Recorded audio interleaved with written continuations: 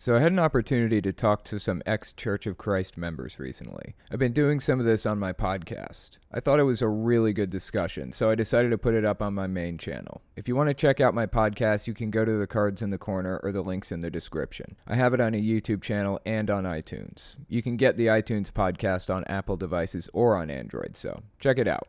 Okay, let's get into it.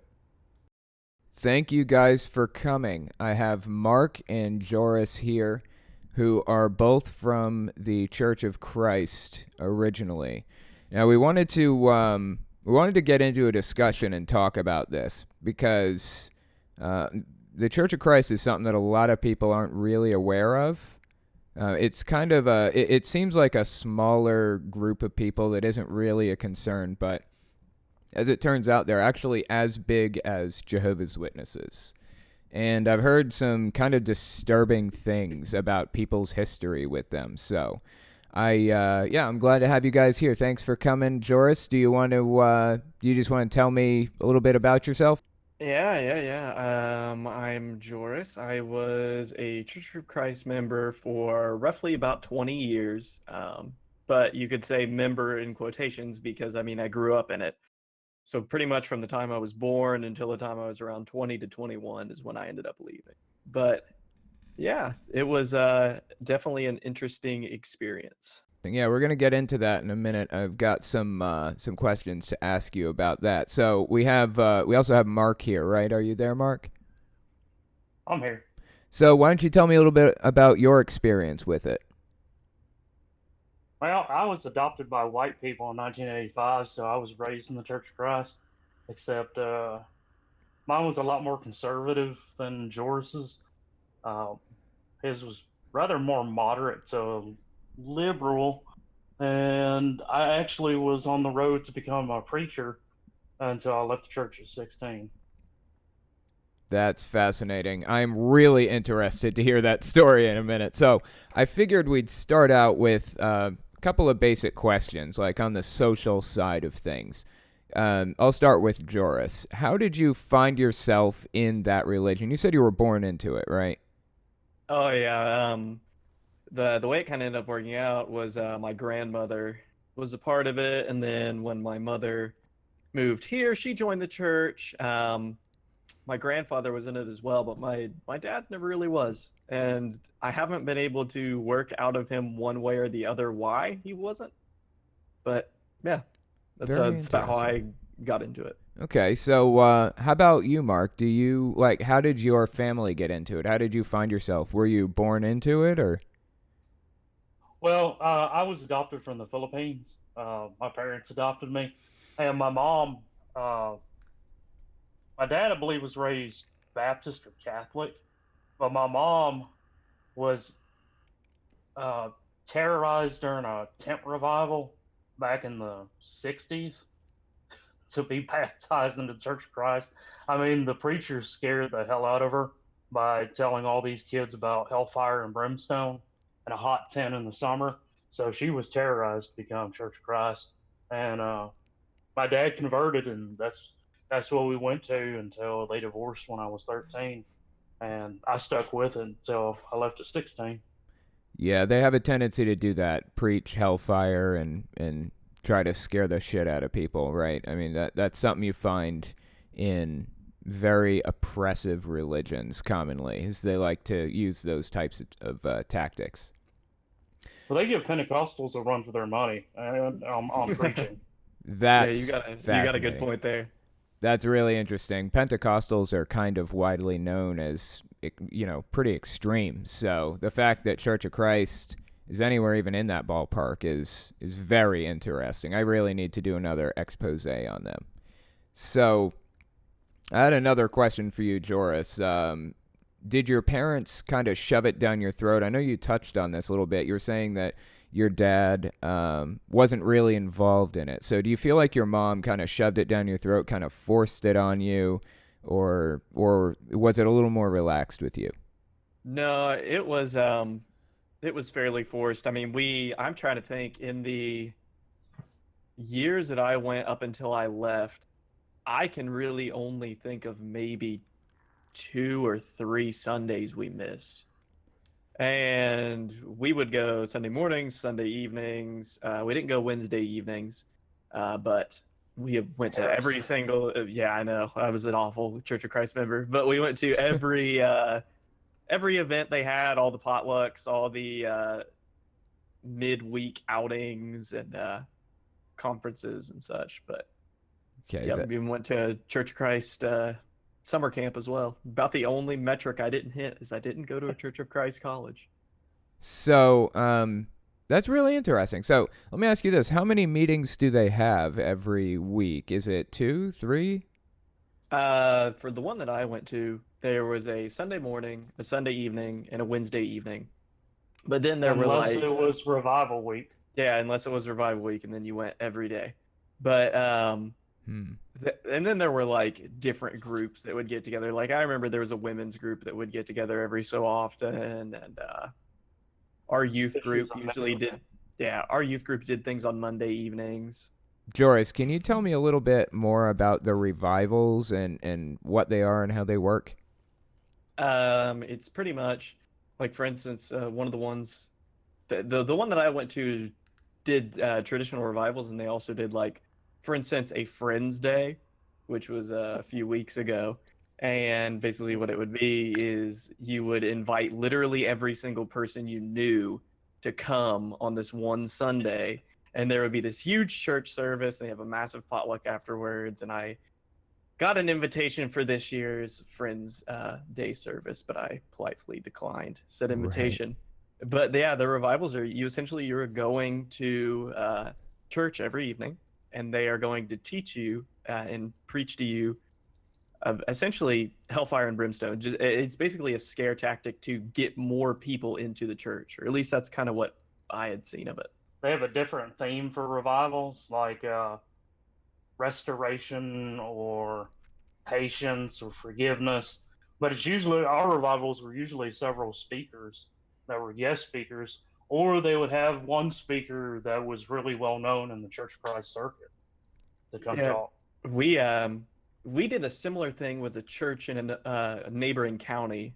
They would have frequently have those types of meetings, and we would end up going to those. And then we got to see the number one top Church of Christ speaker, Lonnie Jones. I remember everyone freaking out about that. That dude is crazy. Did you know him, Mark? I would equate him to, well, to put a finer point on it, it's like listening to a live version of Hitler. Really? He was very well spoken. He was very captivating. His message made you want to listen, and yeah, he could preach. He was one of the ones that I admired and tried to model my preaching abilities with. That's he's actually fascinating. I used to preach sermons once a month. Yeah, we had a young men's service that we did once a month, and I usually signed up and got chosen to do the main sermon. While I'm addressing you, I actually had a couple of questions for you. Did your parents kind of shove it down your throat? Is your family still in it? Did you say your dad was Baptist originally? Well, he was born Baptist. I believe his family was Baptist, but he converted over to Church of Christ when he met my mom. And it was just a thing we did during the week. But when my parents divorced when I was 13, my mom really got into it. I mean, it was to the point that she got so stressed out that I was not saved. She would make me go into my bedroom and with all the lights turned off and pray to the dear Lord that I wouldn't die and go to hell. And, wow, man. And a lot of my friends at the time were getting baptized, and they would talk to me. I'd be like, "Why don't you take that step? Why don't you take that step?" And I couldn't, tell them that I have questions. I'm doubting. Because I was one of the ones in class that would constantly ask questions about this and that, and why we believe this, and well, what about this? And so, interesting. So let me ask you this then. I'm sorry. Go ahead. No, go ahead.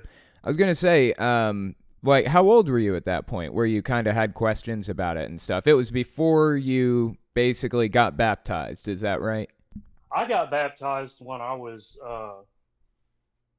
13, the year of my parents' divorce, because the stress became so much that I was like, you know what? I'm just gonna take a leap of faith, go ahead and get baptized and see what happens. Hmm.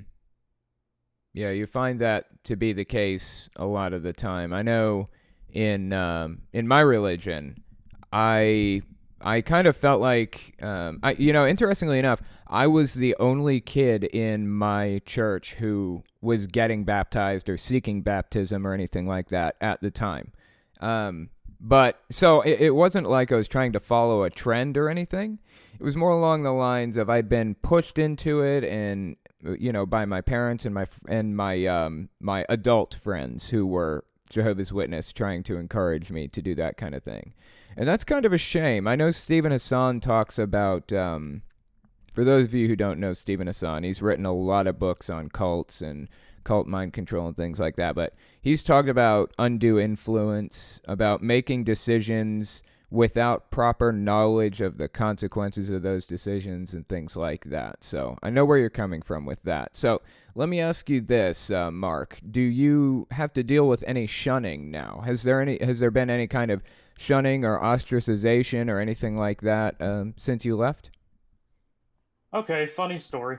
Um, I was really big in with my youth group. I mean, I went to church camp. In fact, I went to two church camps every summer. One was at Freed Hardeman University itself, and one was an actual camp down by a lake run by the Church of Christ. And I think Joris and I talked about this. The youth group was very cliquish. They didn't take in new members very well. They were friendly, but if you hadn't been in class with us and studied with us, then you kind of weren't a part of us. Sure. So when I left at 16, the reason I left was is that I was outed to my youth minister by somebody who, well, was basically a piece of shit, right? And my youth minister wanted to have a discussion with the person that I had slept with and his parents and my parents, and I was having none of that. So I wrote a letter to the elders basically telling them that even according to scripture, you have no right to judge me, and I'm not discussing this with anybody. So as soon as I did that and I left the church, I lost every friend I had in the youth group. Nobody talked to me. Only now, one of my best friends in the youth group uh, became a preacher for 10 years, and he's left the church. He's a deist now, and we have just reconnected this year. And I left in 2001. So it's been about 17 years since I've spoken to him. That's a shame. I 100% know where you're coming from with that. I've had to deal with similar things. So it's been about 10 or 11 years for me since I've talked to some of my friends, because I left in 2000, 2008, I think, is when officially I got disfellowshipped. So how about you, Joris? Did you deal with any shunning or ostracization? Like, what was your experience with that exactly?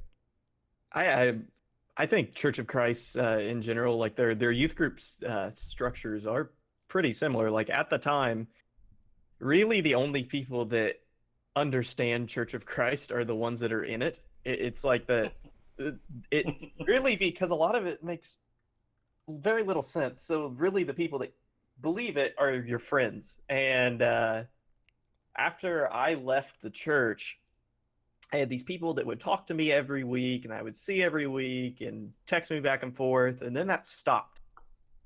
Like I had died or something.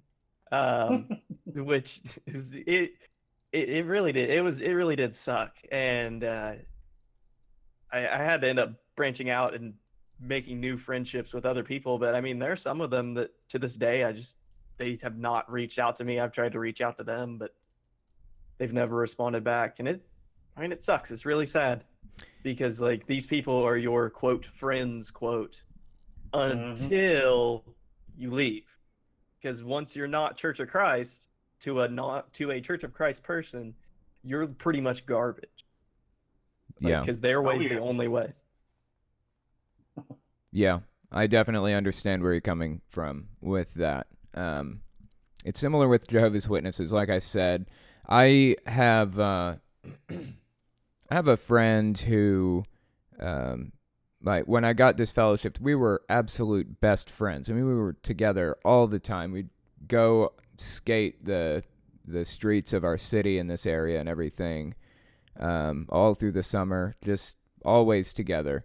And as soon as I left, that was it. Just not a word from him. And it's the same with most Jehovah's Witnesses in my congregation. I mean, I grew up with these people. You know, I've known these people since I was 6, or well, actually 8. And you know, to just lose your entire social structure like that is devastating. It can be very, very devastating. And that's why I encourage people who are just kind of finding their way out of religion, especially younger people like in their teens, to find friends on the outside. That is heavily discouraged among Jehovah's Witnesses. I don't know about Church of Christ, but Jehovah's Witnesses are heavily discouraged to make friends on the outside, heavily encouraged to make them on the inside. So it's important that that you break that standard. So, with that being said, Joris, where are you now in your religious journey, or lack thereof? Are you still religious? Do you still believe in any of it? Are you atheist? What's the situation? I would say I don't believe in if there is any God out there, this God is not the God of the Christian Bible, or just really I would say I haven't been presented with a religion that I think yes this is it. I guess I would say I'm more of an agnostic at this point, simply because like just the admittance of I don't know, so like I can't say one way or the other. I just don't know. But no, after I left the Church of Christ, I entered the Baptist church for a little while, um, kind of following a girl that I was attracted to at the time, That which, happens. yeah, which ended up being a weird thing. But by, all in all, no, I'm not associated with any church, and I probably will never be. Yeah, it's kind of similar with me. So, what about you, Mark? Are you still religious? Where do you sit with your religious journey now? Well, when I left, well, actually, interesting enough, my one of my youth ministers actually got in trouble with the elders because he taught a series of religious studies because his belief was, how do you try to convert other people if you don't understand their their religion? So we studied, Baptist, Methodist, Jehovah's Witness, Mormons, which got me interested in religious studies. So I went off on my own and did research into different religions. When I left, um, I was angry. I was angry at God. I was angry at everybody else. I was angry at myself um, because uh, Church of Christ, not only the peer pressure, but the guilt of sin, um, Mm-hmm. it can make you feel uh, like the lowest person because it almost seemed like every time that we had a call for the for the preacher to pray for my sins, I always felt compelled to go up there because I would pray every night when I was in high school that for God to not make me gay, because Mm. that is a number one sin. My mom told me, she said, I would rather you be a pagan than I would to have a gay son. We're okay now. It's been a long journey with my parents to reconcile that point. They finally figured out it's okay to love your gay son, but it's been a rocky road.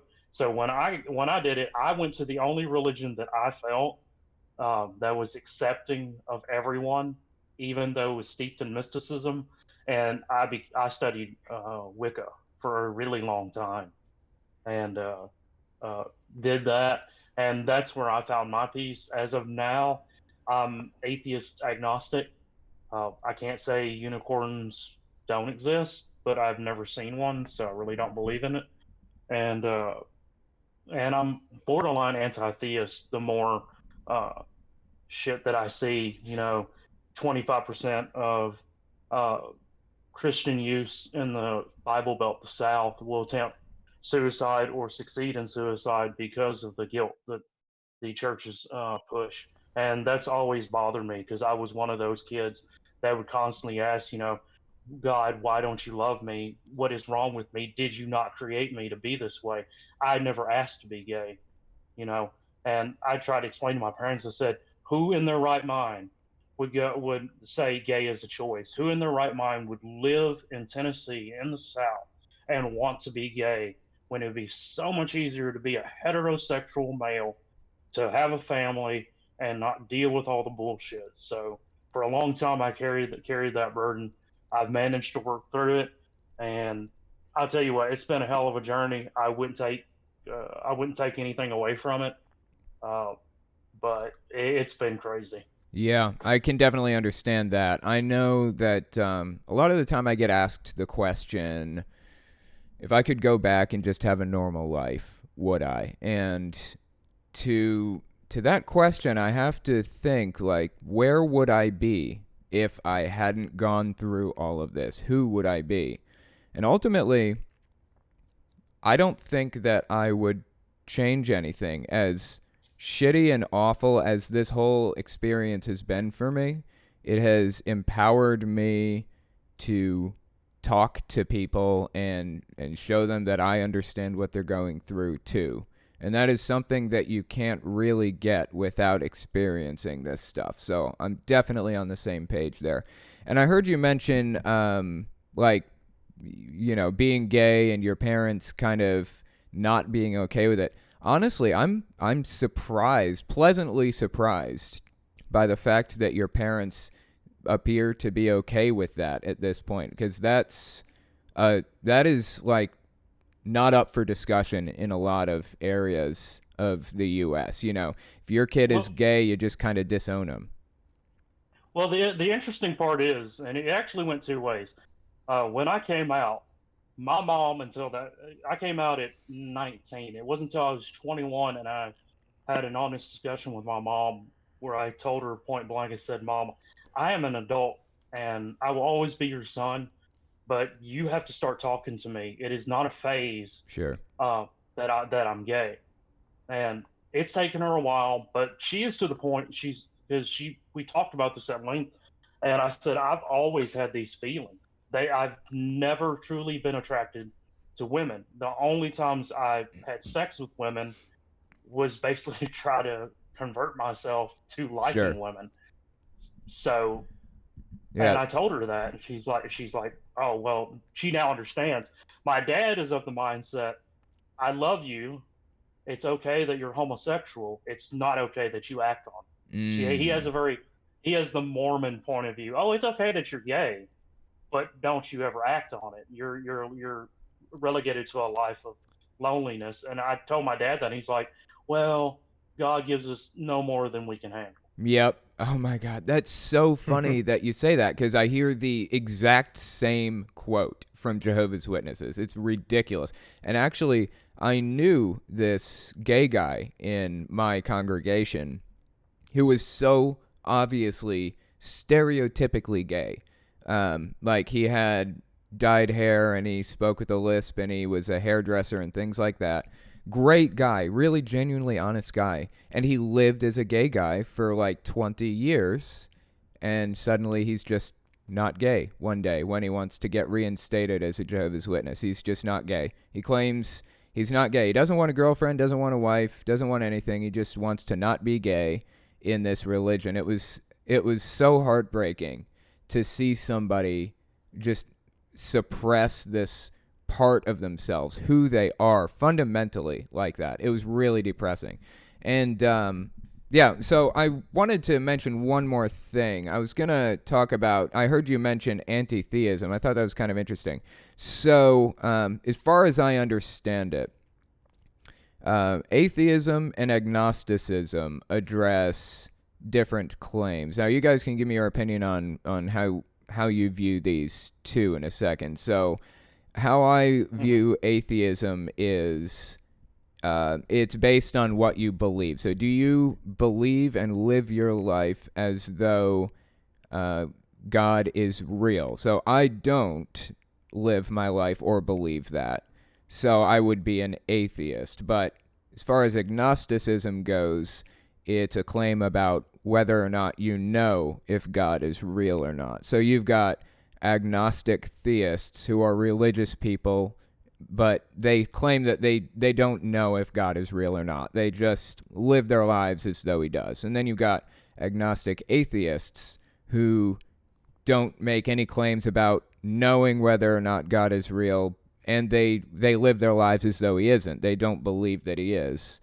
And, of course, then there's anti-theism, which is an interesting little thing. So my question is, do you actively believe that God is not real, or do you feel like religion is harmful for to society, or how do you define anti-theism, Mark?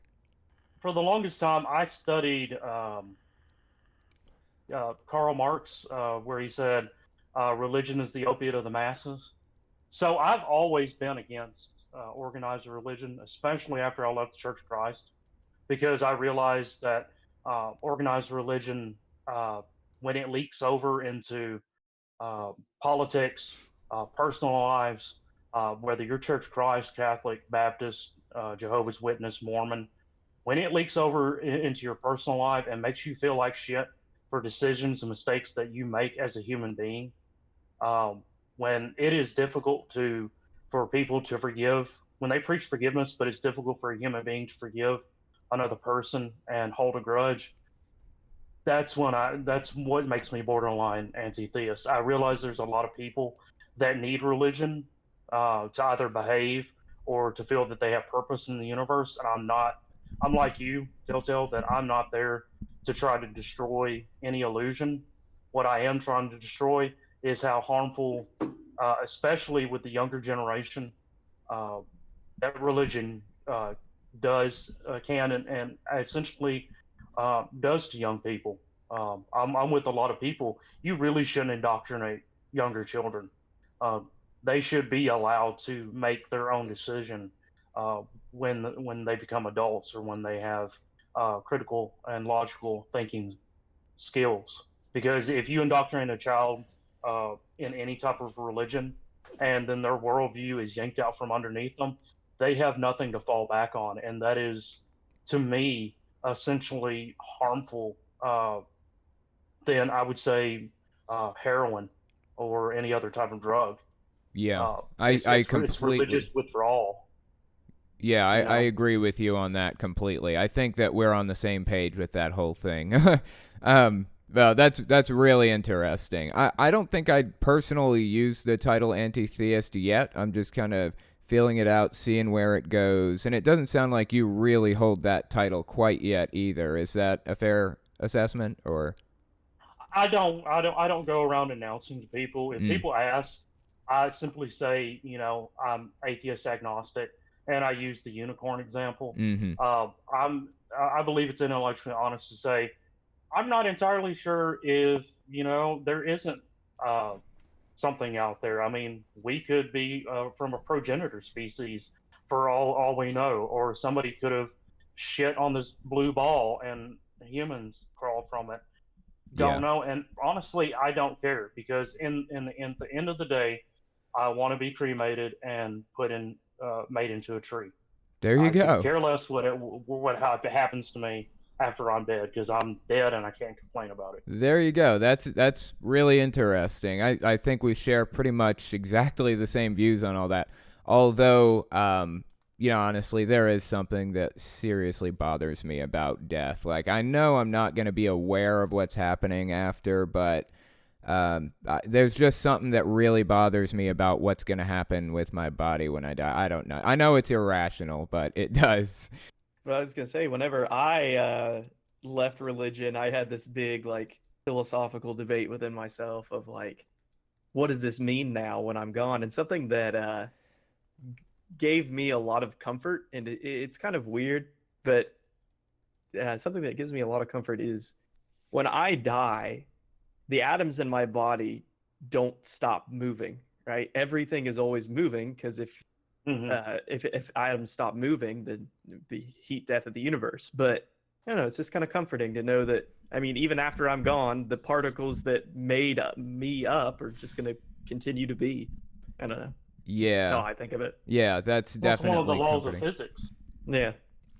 So, on that note, I'm going to move on to Doctrine next. I just wanted to say one thing I thought was kind of amusing. I had an ex who told me she cared so little about what happened after she died that she would be okay with me giving her body to a necrophiliac for all she cared.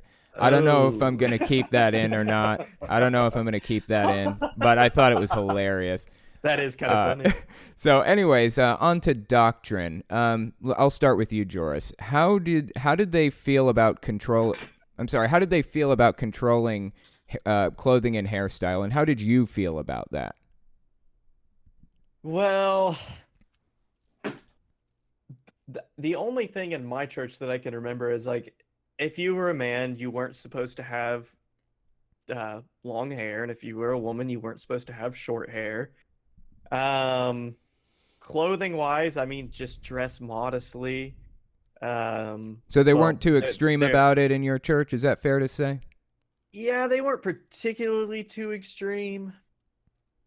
I mean, that is definitely one of the areas where that the church that I went to was pretty moderate about. Um, but yeah, it was nothing too. I mean, Too like outlandish or anything? yeah, all the elders and the preacher and everything, they all dressed like they were from the 50s. Mm. But I mean, how hard is that to like imagine or expect from them? Sure. So one thing I want to make note of here too is for those of you listening who don't know much about the Church of Christ, as far as I understand it, you guys can correct me if I'm wrong here, but I believe that the Church of Christ, like all of the churches, are different from each other, right? They all have kind of their own rules. They don't have like an overarching governing body who sets rules for all the churches of Christ. Is that fair to say? Or Actually, as I understand it, they kind of do have a conference where the elders of the Churches of Christ get together and they discuss about doctrine and what is and is not acceptable. Because I believe that's how they move past. Uh, well, nobody was alive in the 50s, but my mom told me women were expected to wear dresses and skirts. In fact, my grandmother wore. It wasn't until the 90s that she wore pants, wow, and man. because that was church doctrine. They do get together, all the Church of Christ, and discuss the It's kind of informal. It's kind of a conference style, but they discuss. Try to get on the same page about issues. Sure. But Okay. but essentially, the hierarchy always remains the same. You have your elders, then you have your deacons, and then you have your women leaders and whatnot. But your elders pretty much establish uh, the rules of the church, and yeah, it was depending on where you went. You could go to it could be progressive, or it could be pretty conservative. Very interesting. So then, in that case, let me ask you this: like, what was your experience with them controlling clothing and hairstyle? Did they kind of control it in your church, or? Do you know how much shit I got when I got a mohawk and dyed my hair blue? Oh, they Oh, didn't I bet like you that. did. I mean, I'm a Filipino guy, and the jaws dropped when I walked in the church with that. And I got in trouble for wearing like Rammstein t-shirts or Corn because I'm a t-shirt and jeans kind of guy. I've always been. It frustrated my mom. The only time I ever got dressed up was for Sunday morning service, and that was dress coat, tie, and khakis or black pants. But any other time, I was in jeans and t-shirt, and they tried to tell me, "Oh, well, it is Corn, uplifting to God, or do you think God really likes that kind of music?" And in my mind, I was going, you know what? If the Lord can love people who are tone deaf and sing "Leaning on the Everlasting Arm" several notes behind everybody else, then I don't think he really cares about Oh, that's corn and what they're putting out. hilarious, man. I love No, it. no, he cares about corn. There's instruments in corn. Right. That's what I was thinking, actually. So that brings me to my next point. Mark, like, hang on, I lost my place. Just a second. I was looking for the right question. So that brings me to my next point, Mark. How do they feel about instruments in your church, and how did you feel about that? You said you wore a Korn shirt and a Rammstein shirt, if I pronounced that correctly. Mm-hmm. I imagine they didn't like that because they don't like musical instruments, right? Well, I mean, they didn't like rock and roll, basically. You weren't supposed to listen. Well, you weren't supposed to listen to heavy metal. I still love heavy metal and German industrial and whatnot. I was always kind of out there, but I was still in it. But with instruments, your voice is your instrument. It doesn't matter if you're tone deaf. It doesn't matter if you can sing like an opera singer. We used to have a guy that would lead uh, singing, and he was a very large guy, and he could hit those baritone notes. But when he did, his belly shook, and every time he sang, I had to bury my face in the hymnal and sing inside the hymnal because I would start snickering in church. But we had a church that we used to be very close with. In fact, my family attended for a couple of years because it was closer to where we lived. But they decided that they would like to have, guitar and piano accompaniment Oh, wow. with their singing service.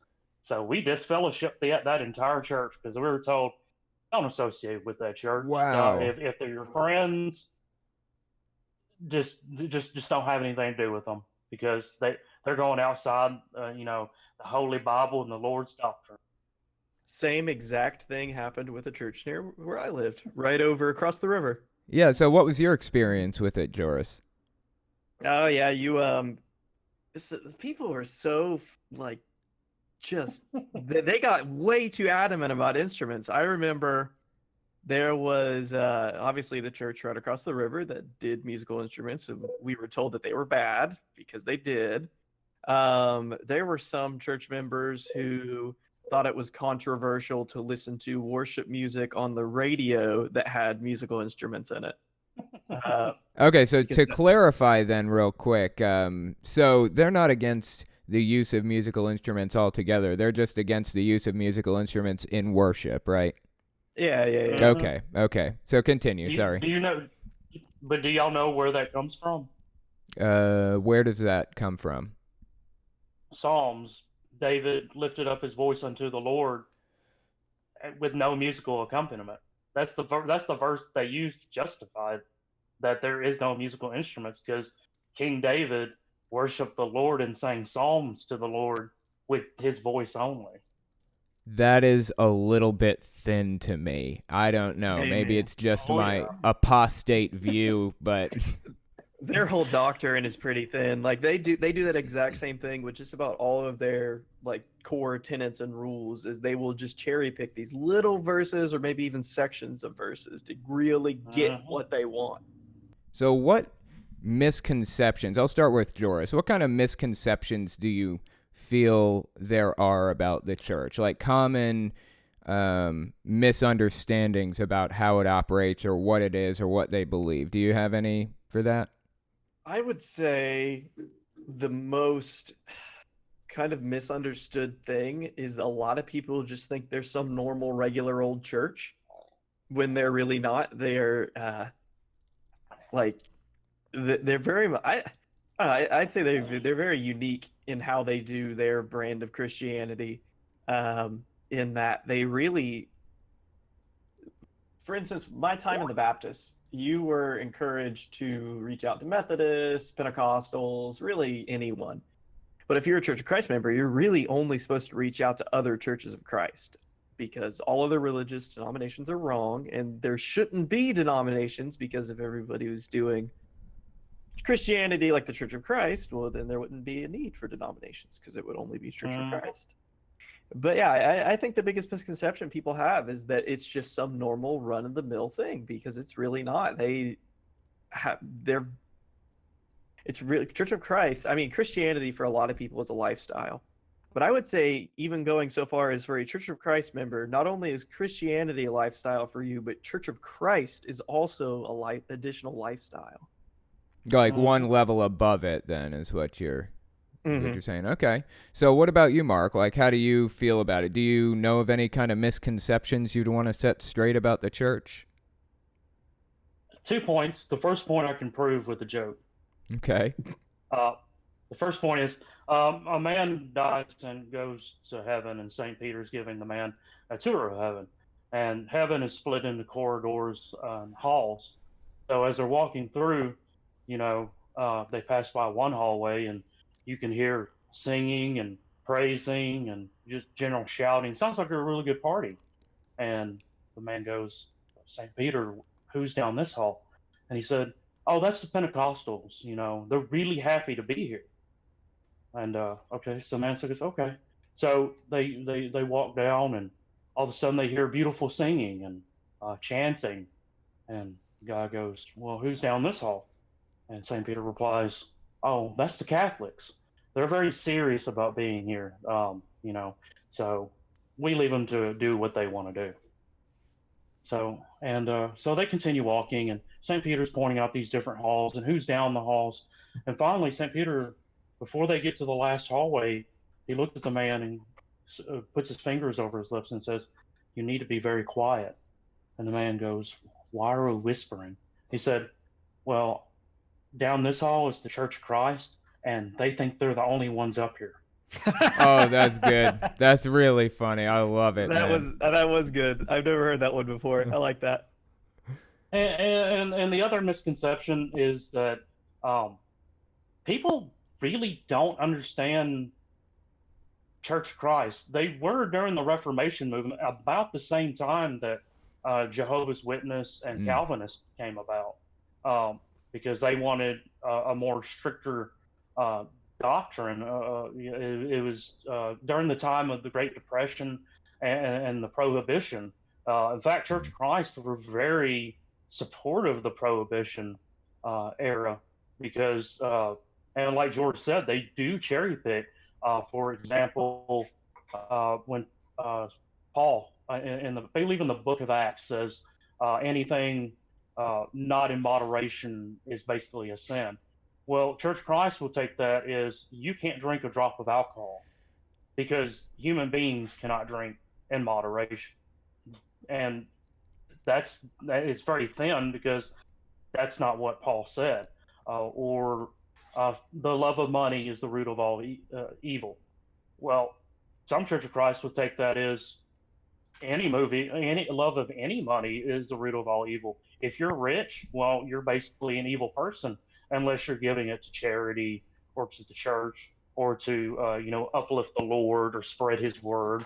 Uh, so it not only is it cherry picking, it's kind of twisting uh, the scripture to fit their narrative, which is a very dangerous practice. And if you don't know your scripture, uh, and you haven't studied it and you haven't looked at different versions, then it's a very insidious message. And one thing that George and I agree with, Church of Christ is very good with peer pressure.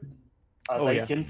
They can pressure you to believe something and to do something, and if you're not critically thinking, then and you finally come to the realization, what the fuck, this is not Sure. what I've set out to do, but this is what I'm doing, even though it makes not a damn bit of sense. I don't know why I'm not going to the school dance because my youth minister told me that, oh, I might get turned on by a girl swaying her hips at me.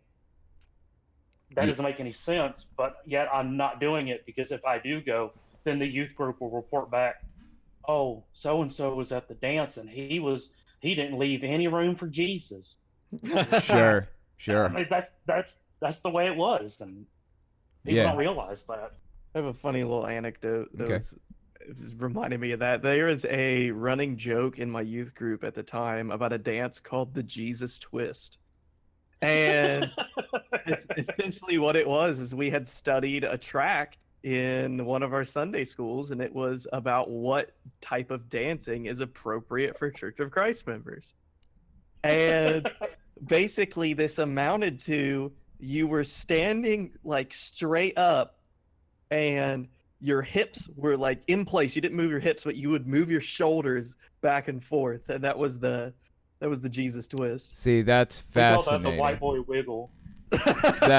That's funny, man. See, that's really interesting because that's the kind of thing that I'd expect to hear from Jehovah's Witnesses. And I don't know if you guys ever watched Seth Andrews. He's the thinking atheist, but he's said this phrase before. Dancing is a vertical expression of a horizontal desire. And I just thought that was on point. That is an awesome phrase. So anyway, yeah, that's all really, really fascinating stuff. We're coming to the end here, so I figure I'm going to ask you guys 2 more questions each. First of all, I'll direct this to Joris. If you could change one thing about their rules or doctrine to make members happier and one thing to make it fail, what would those things be? One thing to make members happier, I guess, would be to have a system of checks and balances in place for the elders, because they really run the church without any sort of guidance or any sort of repercussions. And then to make the institution fail, I would say let it continue to be run by the elders because they're sure doing a great job of running it into the ground. Okay, that's a very interesting answer. So how about you, Mark? Like, if you could change one thing about their rules or doctrine to make members happier and one thing to make the church fail, what would those things be? Well, one of the things that I would change, and I'm not exactly sure how to express that except by personal experience. Uh, my grandmother was a very lovely person throughout her entire life. She said not a cross word to anybody. Uh, she would just shake her head and walk away instead of cussing someone out. Mm. And for her entire life, she felt that she was not worthy of heaven. She was constantly worried. My granddaddy never went to church because he was made to feel like shit. In fact, a member of the Church of Christ told him, a World War II veteran, that you fought in war, so you're going to hell. Mm. And one thing that I would change to make members happier is to stop making everybody feel guilty for having human feelings and being human. To make it fail, I'm with Joris because my friend who was a preacher for 10 years and is now a deist, the one I said before, when he did his internship at the church that I went to, the first question that the elders asked him, what are you going to do to save this church? Because the elders, because women are not allowed to hold any leadership position, the elders themselves had no idea what was wrong with the church. It was the ladies of the church that understood who needed to be visited, who needed to be supported, who was doing what, and what needed to be done to make the church successful. But since all the elders are men and they do not listen to a woman, there you go. It's inevitably going to fail. Right. That's fascinating. Well, hopefully we won't have to wait too much longer before we start seeing it go on the decline. Because I know with Jehovah's Witnesses, they are net losing people in different countries. Now, the U.S., they had an increase of below population growth, which means the members are having children, but more of those children are leaving than are coming in, and they're not really bringing in any new members. Now, in Europe and other countries, we've seen with Jehovah's Witnesses, a lot of people just outright leaving. They're just losing people net. So that's good to see. And hopefully we'll start to see similar patterns from the Church of Christ if we aren't already. I haven't looked those statistics up, but they may be worth looking up. Now, just to finish up here, I was hoping to get you guys' final statements. I'll start with Joris. Do you have anything that you wanted to mention, any kind of final thing you want to say about the Church of Christ, about something that you feel is pretty important that people know or understand about it? I guess my main final thought is that if you are a member of the Church of Christ and you happen to find this and you've made it this far into it, please ask questions. That I was so discouraged from asking questions, and the thought of even asking a question was sinful and I was meant to feel quite bad about it is you're not as bad as they tell you are. You're not alone either. You're not alone either, obviously. I mean, there's 2 ex-Church of Christ members on this podcast right now, but you're not alone, and you're not meant to feel that bad about yourself. And there's an entire world out there that you just need to ask questions. Like, don't take everything they say for granted. Ask questions. Yeah, I think that's definitely fair to say. Well, what about you, Mark? Do you have any kind of final statements that you want to get out to the world about this? Well, to kind of piggyback off Joris, that is the main problem. They don't ask questions. They don't think critically. If it sounds stupid, then it's a mystery of God that we human beings cannot understand. Faith is accepting things blindly that don't make a damn bit of sense. My main thing is that there are good people out there. There are good people that are Church of Christ members. We're not saying that all of them are bad people, but they don't know what they're pushing is a bad product. I would equate it to pushing heroin, but you don't know that batch is bad. Yeah, it sounds like a good message, but in the end, if you're not thinking about it, because they invite you in, they make you feel welcome. Every member will come up and hug you, shake your hand, invite you to potlucks. And Joris and I have talked about it. Church of Christ, one thing we can do is we can get together, put together food, and cook. But yeah, and especially younger listeners who are Church of Christ, study and study hard. Be able to present evidence that what they're claiming is true. And there's nothing wrong with asking questions, just as George said. Me wanting to become a preacher was ultimately the downfall for me leaving Church of Christ, because the more I studied the Bible and the more I studied the text of other religions and science and things of that nature, the less I started to believe the Church of Christ doctrine. In fact, I still have, and I keep it in my keepsakes, the very last sermon that I preached at that congregation, and the topic was narrow-mindedness. And I used I used quotes from Lord Kelvin, Einstein, Darwin, and my main message was that, and it was a direct message to every member there, that narrow-mindedness is going to make your life very, very unsatisfied. You're not going to see the beauty around you. You're not going to see the forest for the trees, because your mind is focused on one thing, and you're going to miss out on a lot of great things that, even if you do believe in God, that God, may have given you, to be human, to make mistakes, to have free will, which everybody purports the Lord has given us.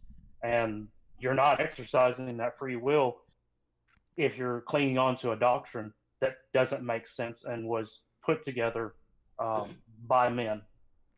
Sure, that's a really good final statement. I can completely agree with all of that. And something else I wanted to note is maybe try not to get yourself in too deep, because with Jehovah's Witnesses, if you get baptized, that's it. Your family has the right to shun you from then on, and they very well may. So try to keep it at arm's length as much as possible until you just can't anymore. So something to think about. But yeah, I appreciate you guys coming on and talking to me, and it's been very fascinating. So we will talk to you again sometime, okay? Thanks for having me on. Awesome. Appreciate it. That's all I've got for you. Don't forget to check out my podcast channel if you're into that kind of thing, and join my Discord and my Facebook. Thanks for watching, guys.